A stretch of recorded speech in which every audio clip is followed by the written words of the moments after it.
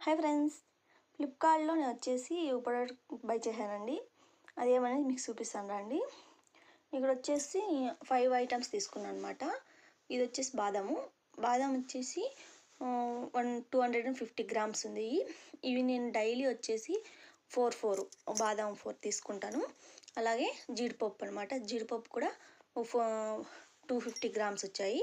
అవి కూడా 4. అంటే ఒకే రోజు మొత్తం అన్నీ తినకుండా 4 అలా లేదంటే 5 అలా తీసుకుంటాను అనమాట. అలా తీసుకుంటే బ్రెడ్ అనేది చాలా బాగా ఇంప్రూవ్మెంట్ అవుతుంది. అందుకని ఇది వచ్చేసి వాల్నట్స్ అండి. ఇవి కొంచెం చేదుగా ఉంటాయి కానీ తినచ్చు, పర్లేదు.